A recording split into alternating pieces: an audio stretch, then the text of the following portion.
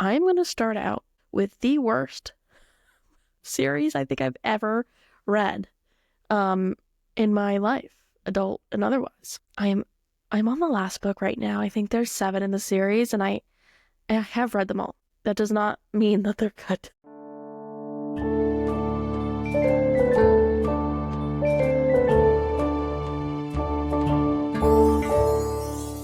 Welcome back to the Babble podcast. I am one critter chittering at you.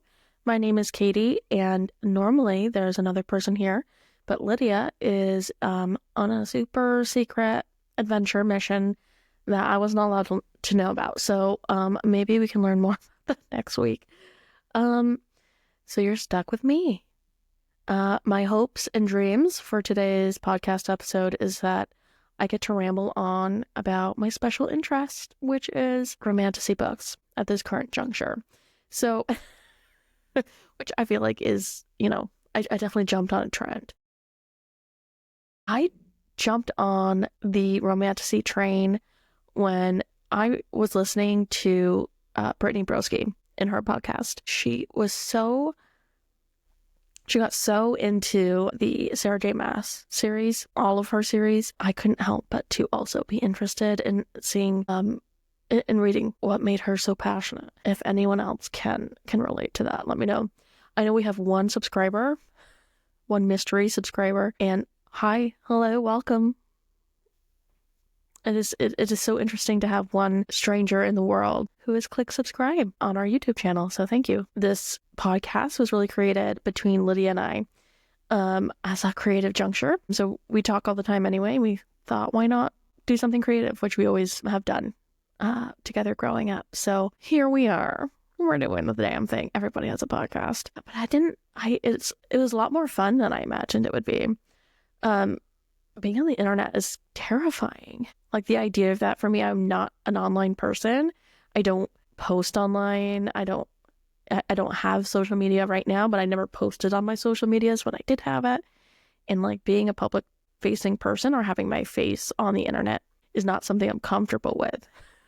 But here I am. But I feel comfortable doing it with my friend. So I've had a lot of fun so far with like the back end stuff and the creativity of it all. But yeah, and you might be able to hear my cats in the background. They're so loud. But yeah, so thank you for listening. What we're going to be talking about today is the romantasy books, because I've fallen deep down that rabbit hole, and I have read some good ones, and I've read things that I wish I could unread and take away from my brain. I wish I didn't know that these books existed, that people actually enjoy them, which sounds so negative, but they are so poorly written. And I've read some really, really good books as well. Things that I've reread multiple times. So we'll start with the good. No, we'll start with the bad. We'll start with the bad and we'll end on the good. It's always good to end on a good note. I started out on a high note with the Sarah J. Maas series. All of her books I enjoy to a varying degree. I have really enjoyed them. I'm going to start out with the worst series I think I've ever read in my life, adult and otherwise. It's called the Zodiac Academy. I'm on the last book right now. I think there's 7 in the series, and I have read them all. That does not mean that they're good. I started out by listening to them on my road trips back home. I have like a 4-hour trip between where I am now and back to my parents' house. And so I listened to just any audiobook. And one day I was like, oh, well, this is like a BookTok recommended book. I'll read it. I'll listen to it on my way home. It'll be good. It'll be something. I had to stop. Normally, I had to pull over and change it back to like the radio, or another book. I don't know what I did, but I know I physically had to stop and change what I was listening to because it was so bad. I don't think I got past book or chapter 5. Now, fast forward to today. I am on book 7, so obviously I have continued reading at some point. So on another road trip, I found myself kind of desperate for a book to read and something to listen to that wasn't music, something that could keep me awake. And so this was the only thing I had in my library to listen to, so I finished the Zodiac Academy book. Where to start? Now, I don't know if this book is trying to be ironic or funny in what it's doing, but it has every trope you could possibly imagine, all combined into one. It's too much. Quite frankly, it's too much. You've got fae, got fairy people. They also can all the fae turn into a secondary animal creature. So you can be like a vampire. There's vampires, werewolves, there's Medusas, there's Pegasus, magical, mystical world. And in this magical, mystical world, they also have elemental power. So you can like be earthy or fire, air, or water. And most fae only have one or two. Now, the main characters of this book are twins, just like the co-authors are also sisters, at least. I don't know if they're twins. I should look that up. But the main characters are twins, and they're princesses, and they're fae, and they're the strongest fae. And they also have all four elements, which is never heard of. No one's ever had all four. They get all four, like their first day in the magical world. And they're also the most rare breed of secondary form you could possibly have. The order form, it's called. So they're just like the best. They're supercharged. And then on top of it, it's the Zodiac Academy. So there's going to be Zodiac involved, which entails, so like the main characters are Gemini, which basically means that means nothing, really. They get horoscopes, and the horoscopes have like real life implications. And so it's really everything. Everything you could possibly imagine from like a fantasy world, you got in this book. Okay, kind of cheesy already. The writing is where I have a problem. It writes, and this is where I don't know if it's ironic or not, writes like it's trying to be corny on purpose, but it's not, I don't think it is. Here's where I almost stopped reading the books completely. The Fae world is a mirror image of the human world. And so in the Fae world, they also have social media. Instead of Facebook, they have Faybook. They have Faybook. Ugh. And the authors make these characters write the worst Faybook posts with hashtags that they're so cringy. I mean, I couldn't even give you one. They are so bad. I couldn't even give you an example. Like hashtag not today, Satan. Just like these books were not written that long ago, and it really reads as though these authors are stuck in like 2012. So this is why I don't know if it's like supposed to be funny, or like is it supposed to be cringy, or do they? I'm not sure what the intention there is. And so I made it very clear. Like I was messaging Lydia throughout this whole thing. I was like, this book is so bad. This is what's happening. And I kept reading.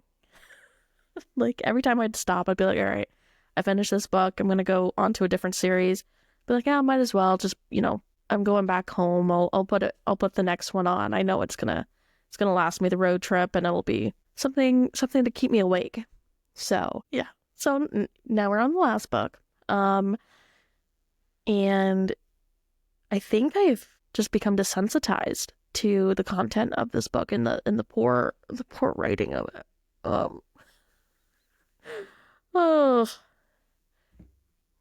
I'm here for it. I find it interesting because I've seen so many people genuinely advertise this book as something to read, and like I feel scammed.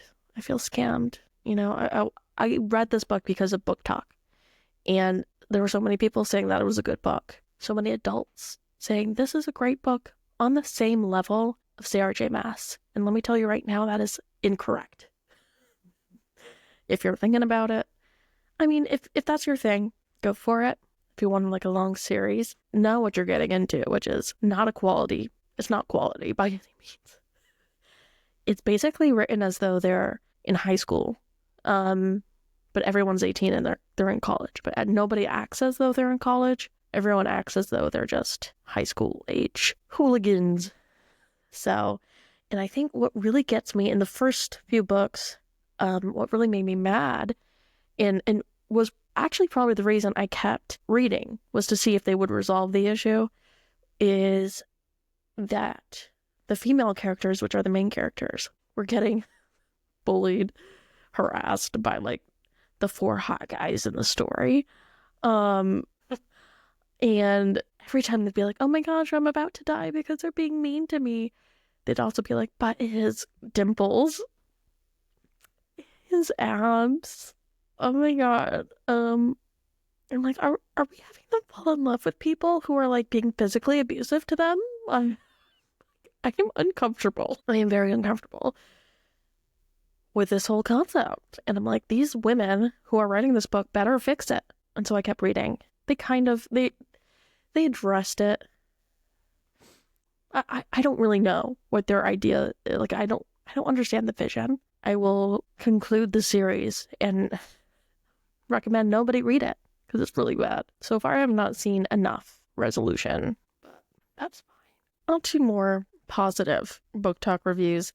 Let's talk about Sarah J. Maas. I know this is like a late conversation. It's been out forever. But I'm still obsessed. So anyone that's read these books and likes them, I feel like people either hate them or they're obsessed with them. And I'm on the obsessed side. I really enjoy them. She has 3 series that are well known: Court of Thorns and Roses, Throne of Glass, City of something. I want to say City of Ember, which is a totally different book. It's like with the bull people, they live underground. Ooh, that's a flashback. Not City of Ember, a different book. City of something. Anyway, I really like the Throne of Glass and A Court of Thorns and Roses personally because of the fact that it's complete fantasy. There's no modern day shenanigans happening. The third book, the third series, The City, whatever. Obviously not my favorite. That's like set in modern day. They have like phones and Wi-Fi and all that stuff, and I'm not my vibe. It really takes me out of the book. It's the stuff I want to escape, So I started with Throne of Glass, which is a fantastic series. Anyone looking to like get into a really long series. Well, it's 7 books, but they're pretty girthy. They're girthy books. And A Court of Thorns and Roses is obviously an occult favorite right now for good reason. It's fantastic. It keeps you guessing.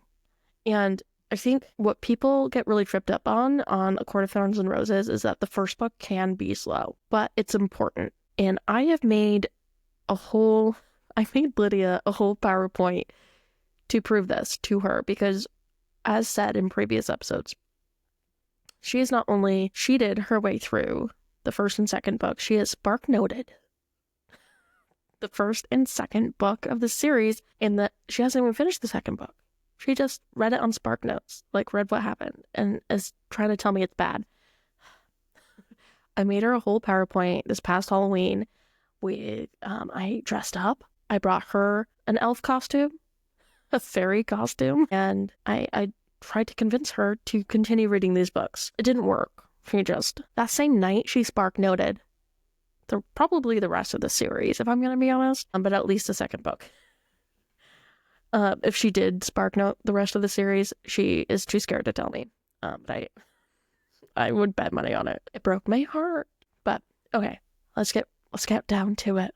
So, A Court of Thorns and Roses, ACOTAR, is more easy to say. Why is that book good, despite the fact that the first book is slow? Let's talk about that. There is important character development that occurs that wouldn't be as relevant, wouldn't be as hard-hitting and emotional if the first book didn't exist. The first book creates enemy and good guy dynamics that change pretty drastically throughout the course of the book series. So the people that you meet in the first book change. They're basically different people by the series is not ended by any means, but from where you are, I think, what does she have, 5, 6 books now, and counting, the characters are completely different. each of them is getting a character development arc. You may hate somebody in the first book and think there's no way that this person could be redeemed. And what I think Sarah J. Maas does really well is make a believable redemption story for people who have like not so lighthearted reasons to be disliked. You know, she can take a really complex person with negative attributes and give them that redemption story that is I buy it. I've cried in reading these books. I have cried. She makes you really conflicted in whether or not you want to like somebody or that you want to forgive a character. But, you know, through seeing their journey through like their perspective, you are able to come to forgive and see their redemption. I just find that I have not read a book that has brought me on that journey in such a long time. I haven't really like sat down and read like a series of books in years. So this has really just been like opening that door for me. And I feel like a lot of people can relate. I feel like a lot of, you know, we're so sucked into social media and short form video content that like I just haven't been reading in a while. And audiobooks has brought back that love for me. So I think Sarah J. Maas does a really good job of redemption arcs. And that's why A Court of Thorns and Roses is really good. There's a lot of twists and turns that they're predictable. There are some that are predictable. There's some that aren't. But what she does really well is character development. And that's what I enjoy. And in all of her series, the characters, both male and female, have these arcs. And again, what I think is really interesting about her characters is that the males have really interesting inner dialogues. Okay, well, that's really interesting. I don't know. Have emotional turmoil that I'm not used to seeing in books from the male perspective. Now, is she the first one to ever do this? No. Is she the best one to ever do this? Probably not. I don't know. But like I'm reading these books now and I like them. I think she does a really good job at it. You know, they're a little these are obviously made for the female gaze. These are obviously made for women to read. There are female characters in the lead and male characters as auxiliary, who are a little too perfect at the end of the day. You know, they're like, oh my God, they're so supportive and powerful and handsome, but they're like, they don't like take away their like the female's freedom, but like be supportive. Like they're just like a little too perfect. But also, you know, I'm trying to find a character. Let's see, like Kale in Kale. Can I say his name? I haven't said his name out loud before. Kale in Throne of Glass.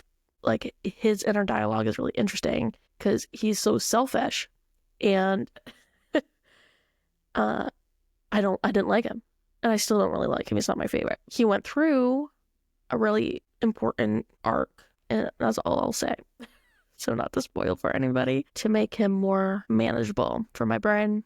Manageable, consumable. So they're not all perfect, but they all get the Sarah J. Maas treatment. They all get that redemption arc at the end, if deserved, or they, you know, are in their enemy era. And the female characters too, even if they are a little overpowered, what I really like about her female characters is that they are strong, but they're also vulnerable at times, or they learn to be vulnerable, and that in all the female characters, there is a range of personalities, as there is in real life. But again, and isn't it sad? It's kind of sad. I'm like, oh my gosh, like look at all this, like this accurate representation of female human beings in this book. I've never seen that before. They're not all just like tropes of I'm strong, I am hero. Like Rosa from Brooklyn Nine-Nine, very stoic, no bullshit. And then you have the like blonde idiot, or the, you know, studious nerd, like Amy from Brooklyn Nine-Nine. You know, like all those tropes. There's just like a kaleidoscope of female characters in the mass world, and that is what I love about it. Because I haven't read a book series that portrays it well. Because I think she does, again, that same service. That same service to the men in the books as well. And for that, it's interesting to me to read, because it's not too tropey in the sense of character stereotypes, I guess. Maybe in like storyline stereotypes, yes, but those are hard to miss. But yeah, that's my current comfort author right now. I've reread Throne of Glass and A Court of Thorns and Roses at least 3 times each. The third book in that universe I've read once, and that is enough. That is enough for me. Again, it's that modern setting that I just don't like as much. The disappointing part of starting with those series is that it's always going to be downhill from there, because the other BookTok recommendations that I've been getting are like Zodiac Academy, things that I do not enjoy or don't think are very well written. And I don't want to be too negative, so I'm not going to go into all of them, but I just haven't found one that scratches that itch, like Sarah J. Maas, of just like, oh my gosh, this is such a good series. I'm enjoying it so much. And also that's like established. The Fourth Wing series is still coming out periodically. I just read the new book, which again was a little disappointing. Fourth Wing is good, that series. It's just not good, per se. It's adequate, in my opinion. I'm not going to reread it by any means, but yeah, I just haven't found another book that really gives me that yes feeling. If you have recommendations, please let me know. Not Zodiac Academy. I think, what was it? Heartless Hunter, I've read. Like, I don't know what it is. I do love a good, strong female character, whether it be in like actual strength or just in learning about herself and her inner strength. And I do love books for women, written by women. I think it's great. I think it's lovely. I think now I'm getting out of the audiobook phase, which has really taken over my life. Like I'll sit and listen to an audiobook for hours and then just realize, oh, the sun has gone down. The sun is no longer. Here I am, and I have listened to this book, which is wonderful and great, but I haven't done anything else. Whereas, like, if I had read a physical book, I'd probably stopped after like a couple chapters. Nope. I have reread the whole series of ACOTAR. But also I've done nothing all weekend long. But that's okay. It's fine. Yeah. I'm trying to. I do that with everything though. I also play The Sims a lot. That's another comfort, like, to turn my brain off type of thing, because it's creative and also time consuming, and there's no way to lose. You cannot lose. Isn't that great? I love a game you can't lose. Actually, this past week, my game keeps freezing on me and quitting, and I lose all my progress. So that makes me feel like a loser. Like, oh my gosh, the 5 hours I just spent on could have been doing anything else. But I was playing The Sims, and there's no shame in it. I certainly don't have any. I think I have, for The Sims 4, like 7,000 hours for the past 10 years. I think that is like 3 months worth of my life. Sorry, don't care. It's the only game that I play. I have a Switch, but I've been playing the Bee Simulator. Has anyone else played the Bee Simulator for the Switch? It's fantastic. You get to live life like a bumblebee. Probably not like a bumblebee, but close, maybe. I wouldn't say it's fun, but it is calming, maybe. I enjoy it. I don't know what this means about me. Oh my god. I don't know what this says about me. I have a bunch of art in my cabinets and like painting supplies and stuff that I'm like, maybe I'll go do something a little more mindful or something I'm like mindfully engaged in and in the moment. But I get so impatient because I'm not good at it. I'm not good at painting or drawing or any of that. And I know it takes time to get better. But my goal is not to be good. My goal is to be zen. And the fact that I get so frustrated at the fact that it's not coming out the way I want to makes me frustrated and anti-zen. So I stop. And I feel like that's not the point of art. But I feel like I need to win. I need to win at this. I need to be better than other people. Make it worthwhile, which is like not the point, but yeah, it's just not relaxing to me. So I listen to my audiobooks over and over and over again. Because they give me peace. They shut my brain off. Better or for worse. Don't know. This is a monster, by the way. This is not like a beer. You can probably tell. Although who cares if I was drinking? I kind of wish I was drinking. Let's be real. But alas, I think this is really all I gotta say. I won't drag anyone else to listen to me for much longer for this enthralling talk about how I spend my time. If you have any book recommendations, please leave them for me. Any good fantasy books that are female-led, that would be lovely. And next time, there'll be two of us again, and maybe we'll hear more about what Lydia thought was more important than our project that we have together. I personally feel abandoned, but that's fine. Okay.